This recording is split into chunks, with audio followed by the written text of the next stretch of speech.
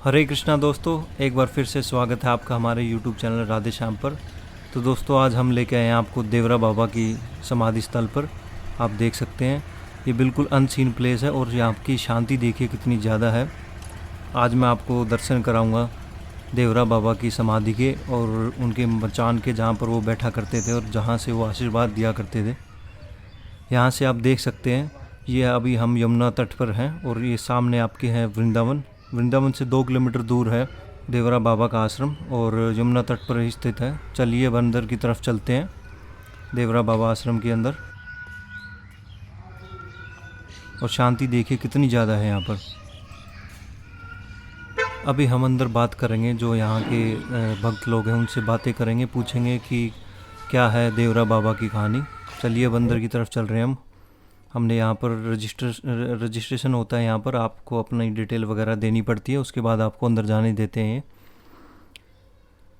तो दोस्तों, देवरा बाबा की कहानी काफ़ी फेमस है और ये माना जाता है कि वो 700 से 800 साल जिए हैं।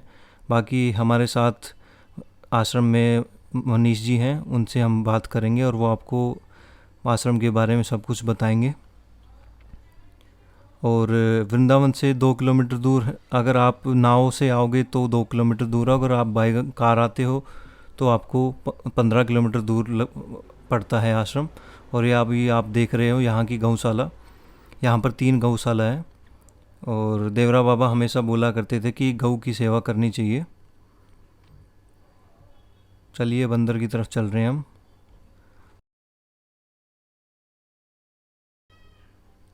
ये हमारे लेफ़्ट में यहाँ पर भोजनालय भी है। जो भी भक्त लोग आते हैं और यहाँ पर जो भक्ति डिवोटी जो रहते हैं उनके लिए भोजन की व्यवस्था होती है यहाँ पर। और आगे चलकर लेफ़्ट में है देवरा बाबा की समाधि और उनकी मचान। उन दोनों के मैं आपको दर्शन कराऊंगा। और जो बड़े महाराज जी अभी जो उनकी सेवा में हैं देवरा बाबा की, उनके भी दर्शन कराऊंगा मैं आपको।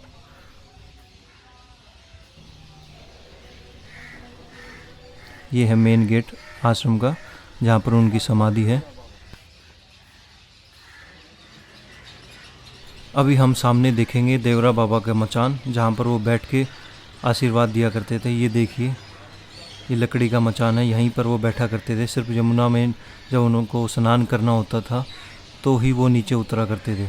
चलिए अब आगे की तरफ थोड़ा चलते हैं, आपको क्लोज से मैं दिखा देता हूँ कि उनकी फ़ोटो भी दिखाता हूँ पुरानी। ये देखिए, ये देवरा बाबा की पुरानी फ़ोटो है और यहाँ पर उनके पैरों की फ़ोटो भी है, क्योंकि वो अपने पैरों से आशीर्वाद दिया करते थे। काफ़ी विख्यात लोग भी आते थे उनके पास। ये देखिए बिल्कुल क्लोज से उनकी फ़ोटो। और ये हैं बड़े महाराज जी जो अभी उनकी सेवा में हैं। इनके भी मैं आपको दर्शन कराऊंगा।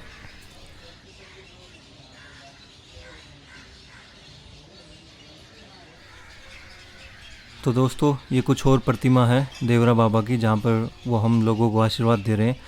और अब चलते हैं सीधे ऊपर समाधि स्थल पर, जहाँ पर उनकी समाधि है, और आपको लेके चलता हूँ मैं ऊपर की तरफ। इसके बाद हम मनीष शर्मा जी हैं जो अभी बड़े महाराज जी की सेवा में हैं, उनसे बात करेंगे और वो आपको आश्रम के बारे में सब कुछ बताएंगे। पहले हम समाधि के दर्शन कर लेते हैं। और यहाँ से यमुना तट भी काफ़ी सुंदर दिखता है, क्योंकि ये बिल्कुल यमुना तट के ऊपर ही है आश्रम और सामने ही वृंदावन है 2 किलोमीटर यहाँ से। वो आपको पूरी कहानी सुनाएंगे देवरा बाबा की। ये देख सकते हैं सामने देवरा बाबा बैठे हुए हैं अपनी समाधि पर।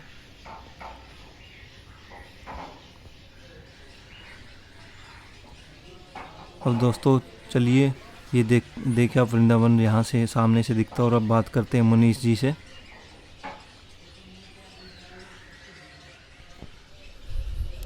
राधे राधे भैया। राधे राधे भैया।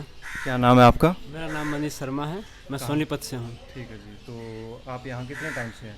मैं काफ़ी समय से हूँ, महाराज जी की सेवा में रहता हूँ मैं, और काफ़ी समय हो गया मुझे महाराज जी की सेवा में। तो देवरा बाबा के बारे में कुछ बताइए हमें। जी जी, देखिए देवराहा बाबा सरकार एक ऐसे सिद्ध संत थे जो सबके प्रति समान दृष्टि, आदर सत्कार और दया का भाव रखते थे।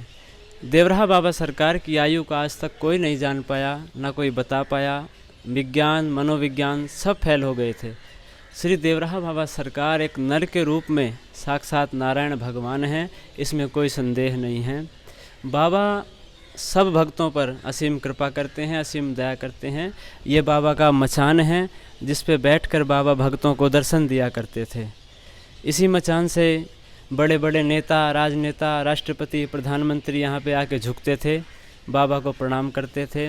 अटल बिहारी वाजपेयी ने यहीं पे आकर राम मंदिर के निर्माण के लिए बाबा जी से आशीर्वाद लिया था और बाबा जी ने भविष्यवाणी कर दी थी कि बच्चा राम मंदिर बनेगा और सबकी सहमति से बनेगा, इसमें कोई संदेह नहीं है।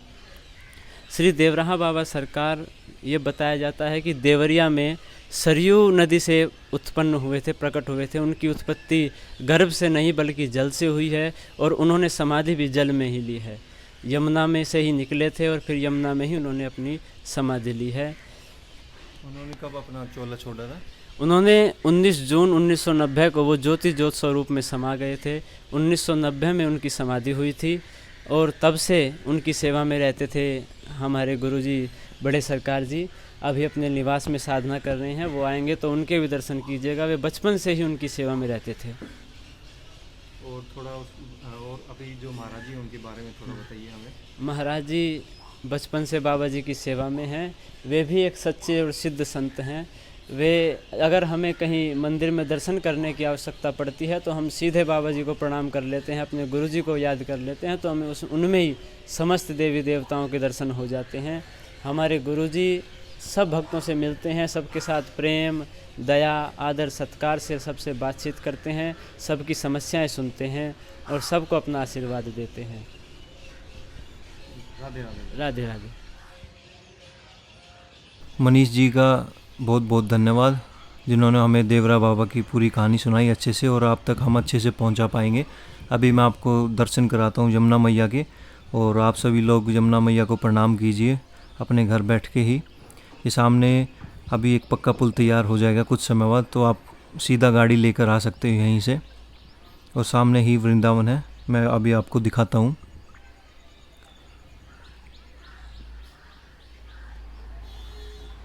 ये देखिए सामने वृंदावन दिख रहा है आपको। अभी चलते हैं हम महाराज जी के, आपको दर्शन कराते हैं, और सभी अपने घर बैठ के ही महाराज जी को प्रणाम कीजिए। चलिए चलते हैं।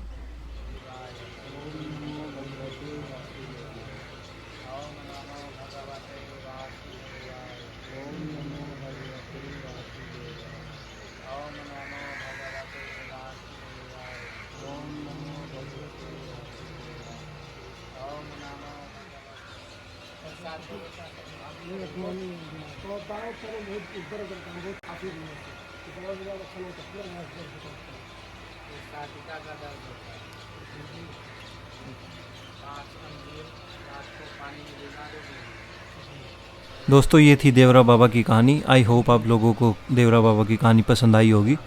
तो मिलते हैं नई वीडियो के साथ, तब तक के लिए आप सभी को राधे राधे।